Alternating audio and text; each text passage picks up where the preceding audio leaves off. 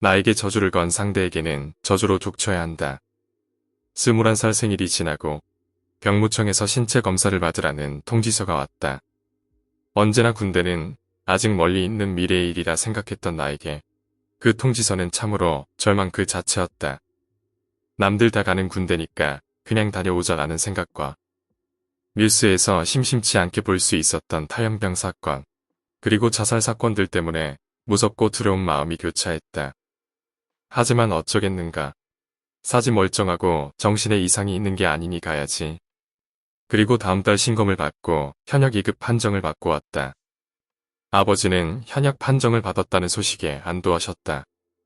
몸도 약하고 항상 감기를 달고 사는 나를 보며 군대나 갈 수 있을까 모르겠다 하는 소리를 입에 달고 사셨기 때문이다.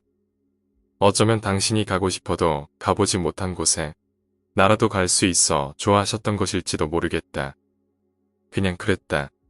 주변에서 해주는 이야기도 많이 듣고 다양한 매개체를 통해 정보를 습득할 수 있었지만 딱히 피부에 와 닿지는 않았다. 내가 직접 부딪혀봐야 아는 거니까. 특별할 것도 없었다. 신검을 마치고 집에 돌아와 잠시 쉬다가 똑같이 편의점 알바를 하러 나가고 일이 끝나면 집에 돌아와 대충 끼니를 때우고 샤워를 하고 휴대폰을 보다 잠드는 일상 그대로였다. 내가 언제 이렇게 자라서 신체 검사도 받고 이제 군대를 가야 할 나이가 되었나 하는 오묘한 기분만 나를 감싸고 돌 뿐 세상은 여전히 그대로 정상적으로 돌아가고 있다. 어떤 이들은 퇴근을 하고 술을 마시러 가고 나도 집으로 돌아와 똑같은 하루를 보냈다. 여전히 세상은 변함없다. 나 혼자만 잡생각에 잠겨 있을 뿐. 나는 친구를 사귈 때 많은 사람을 곁에 두지 못하는 성격이다. 소유욕이 강한 탓인지 모르겠으나 오직 한두 명만 곁에 두고 그 친구들이 나를 빼놓고 다른 친구들과 놀거나 하면 상당히 서운한 감정이 들곤 했었다.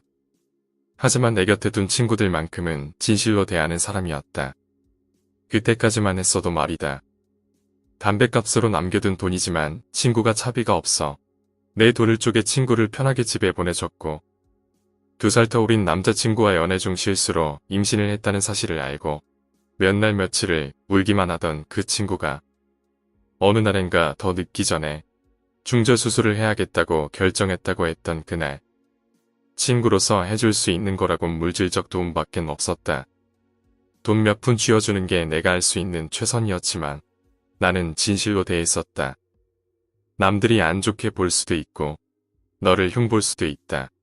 그렇지만 너는 꿋꿋하게 너답게 일어서서 그냥 평소처럼 살았으면 한다고 했던 그 말까지도 진심이었다. 그 친구는 영적인 존재에 대해 관심이 많았던 친구였다. 오죽했으면 방위까지 계산해서 매일 밤마다 촛불을 켜놓고 물까지 떠다 놓은 채 빌면서 절을 했다고 한다. 하지만 이런 행위는 상당히 위험한 짓이라고 들은 적이 있다. 신내림을 받은 무속인이라면 본인이 신을 모시는 사람이기 때문에 해야 하는 일이지만 일반인들이 함부로 영적인 존재를 불러내는 이런 행동을 할 경우에는 빙의가 될 수도 있고 흔히 성무당이라 불리는 그런 사람들처럼 잡기가 영접되어 무속인처럼 앞날을 내다보고 속내를 꿰뚫어 보는 행색은 비슷할 수 있으나 그 귀신들이 들려주는 말들이 결국엔 대가를 요구하는 짓이라고 했다. 하지만 그 친구는 믿지 않았다. 아무런 목적 없이 비는 것이 아니라 조엉신을 모시는 행위라고 했다.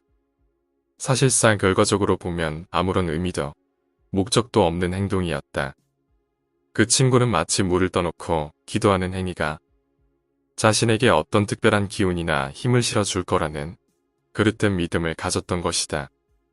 하지만 남들에게 피해 끼치지 않고 혼자서 하는 일이라면 나쁠 것도 없지 않은가. 나는 그렇게라도 그 친구의 그런 행동들을 받아들이려 했었다. 이해가 되지 않는다면 차라리 인정을 하고 싶었으니까. 시간이 얼마나 지났을까. 알바를 마치고 집에 돌아오는 길에 잠시 분식집에 들러 김밥과 떡볶이 등 요깃거리를 사서 집에 돌아왔다. 평소와 다를 것 없이 아버지는 내가 돌아온 것을 확인하시곤 방에 들어가 주무셨다. 퇴근 시간이 일정치 않았던 나로서 아버지에게 참 감사했다. 평소 같으면 이미 주무실 시간이 훌쩍 지났을 테지만 내가 돌아올 때까지 주무시지 않고 기다리셨다. 그리곤 이제 오냐며 고생했다면서 밥 챙겨 먹고 쉬라는 말씀을 언제나 퇴근하고 돌아올 때마다 항상 해주셨기 때문이다. 그늘도 다를 것 없었다. 샤워를 마치고 거실에 이불을 펴고 누웠다. 옆으로 돌아 누워 한창 공포 이야기를 즐겨보고 있었는데 등 뒤에서 우두둑하는 소리가 들렸다. 마치 손가락 마디마디 뼈에서 나는 소리처럼 그 소리가 들려왔다. 보통 영화나 드라마처럼 뒤를 돌아보고 비명을 지르며 집을 뛰쳐나가는 그런 상황은 벌어지지 않았다.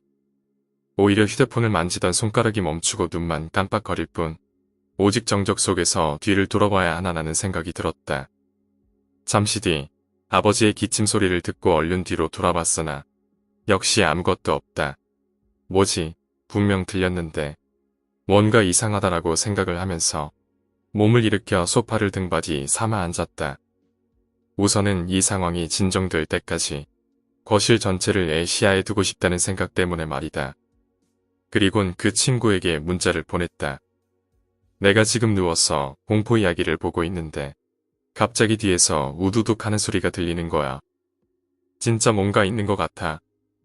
그러자 친구가 바로 답장을 보내왔다. 너네 집 주변에 혹시 하천이나 우물 같은 거 있니? 아직 우리 집에 한 번도 와보지 않았던 터라 집 주변에 대해선 전혀 알지 못했다. 다리 밑에 하천이 있다고 답했다. 지금부터 귀신들이 움직이는 시간이야. 그리고 귀신은 물가를 좋아하거든. 혹시 모르니까 현관문 앞에 계란을 깨트려 넣고 소금을 뿌려. 그럼 좀 나을 거야. 내게 상황에서 벗어날 수 있는 방법을 제안해줬지만 그럴 자신이 없었다. 아침에 일어나 아버지가 보시면 이게 뭐냐고 여쭤보실 텐데 딱히 대답할 말이 없지 않은가. 혹시 다른 방법은 없어? 라고 묻자 단호하게 없다고 답장이 왔다.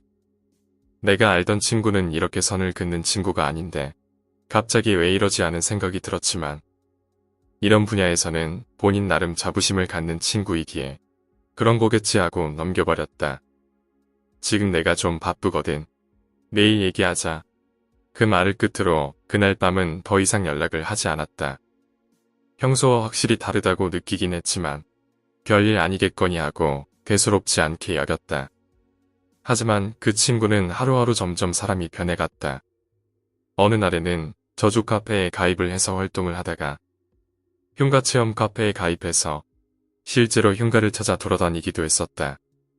워낙 겁이 없기도 했지만 그런 영적인 행동들이 자신의 기운의 세계를 측정할 수 있는 일종의 도구라고 이야기를 했었기 때문에 나는 그러려니 했었다. 하지만 우리는 급격히 연락이 끊겨버렸다. 말도 없이 전화번호를 수시로 바꿨다. 서해와 단절을 하려는 걸까 싶었지만 다시 연락이 오겠지 했고 나는 얼마 지나지 않아 입대를 했다. 하필 당시 추석이 끼는 바람에 5주 훈련에서 7주로 늘어났던 기억이 있다. 아주 고되고 힘든 훈련소 생활을 마치고 자대에 들어와 드디어 사회를 나가게 되던 100일 휴가. 마냥 신이 나서 무얼 하면서 시간을 보낼까 하며 터미널로 가서 버스를 타고 드디어 집에 돌아왔다. 당장 군복을 벗어버리고 평상복으로 환복을 한 뒤 바로 컴퓨터 앞에 앉아 메신저에 접속했다. 누가 접속해 있나 살펴보고 있는데 문득 학창시절 알고 지내던 동생이 대화를 걸어왔다. 그리고 그 친구를 언급하길래 갑자기 라는 생각이 들었다. 그 친구에게 무슨 일이라도 생긴 걸까? 오빠가 군대 가기 전에 한번 언니한테 연락했었잖아. 등 뒤에서 이상한 소리 났다고. 사실 그때 우리 분신사바 같은 거 하고 있었거든. 그때 언니한테 연락해서 우두둑 소리 났다고 그랬었잖아. 혹시라도 언니랑 연락 닿아도 얘기하지 말고. 그때 사실 오빠 사진을 가지고 저주했었어. 제일 만만하다면서 예로 해보자고. 난 진짜 하지 말자 그랬는데 언니가 계속 시작한 건 끝내야 된다면서 그랬단 말야. 사실 저준이 분신사바니 애들 장난쯤으로 여겼던 나였지만 그 친구가 했던 짓이라면 사실 조금은 무섭기도 했지만 배신감이 들었다. 실제로 그 친구는 타로 카드에 피를 먹여서 점괘의 정확도를 높이고 카드 자체를 자신에게 결석시키는 행위라며 범붉게 물든 카드들을 보여준 적이 있었다. 이런 사람이 나를 시험삼아 저주를 했다. 이 친구의 말이 믿기진 않았지만 학교 다닐 때부터 거짓말이라곤 한 번도 치지 않던 동생이고 클럽 활동할 때 같이 사물놀이반에서 어울렸던 친구인지라 나는 그 친구를 잘 알았다. 그런 추잡한 말로 이간질 시킬 애는 아니라는 것을. 상 위에 촛불 5개를 놓고 오빠 사진을 가운데에다가 칼로 찍어 놓고 막 이상한 주문 같은 걸 외우면서 마지막에는 빨간 실로 오빠 사진을 묶어서 태웠어. 근데 있지. 언니가 그랬단 말이야. 저주는 반드시 대가를 치러야 된다고. 그거 한 뒤도 자꾸 내 머리카락이 심하게 빠져. 당사자인 나보다 더 무서워하는 듯 보였다. 꽤 심하기도 했지만 그 친구 성격을 잘 알고 있었기에 나는 애써 상황을 무마시켜보려 했다. 너 그런 거 믿어? 다 굴어야 그거. 애들도 아니고 무슨 저주냐? 하지만 받아들이지 않았다. 오빠 이거 진짜라니까. 그리고 더 심한 일 생길까봐 진짜 무서워. 나는 그냥 사과해야 될 것 같아서 연락한 거야. 미안해 정말로. 그리고 바로 메신저를 종료해버렸다. 그렇게 믿었던 친구였는데 어떻게 저주를 할 생각을 하냐고 만나서 따져 묻고 싶었지만 어디서 이 친구를 찾을까 하면서 거의 반포기를 해버렸다. 찾아서 따진다고 뭐가 달라질까? 내가 진실로 대한 게 잘못이겠거니 하며 그냥 쿨하게 지나가자고 마음먹었다. 상병진급 체력 검정을 할 때 계속해서 두통이 있었다. 그냥 더워서 그런가 보다 했는데 새벽에 구토를 하고 피부 발진에 열이 39도까지 올라 바로 후송을 갔지만 증상은 식중독 같은데 검사상에선 아무런 이상이 없다. 왜 열이 나는지 모르겠다. 2주 동안 군병원에서 MRI와 CT 등 별의 별 검사를 다 해봤지만 도통 이유를 알 수가 없다고 했다. 분명 증상은 식중독인데 이상하다고. 하지만 나는 알 것만 같았다. 내가 왜 아픈 건지. 약 2주간의 군 병원에서의 생활이 끝나고 자대로 복귀했을 때 그날 버스 안에서 생각했다. 너를 떠올리며 너도 나만큼 아프길 바래. 저주라는 것은 결코 너 혼자만의 것이 아니야. 오늘 이야기는 여기까지입니다. 오늘 이야기가 재미있으셨다면 구독과 좋아요, 댓글 부탁드립니다. 댓글은 저에게 큰 힘이 됩니다. 감사합니다.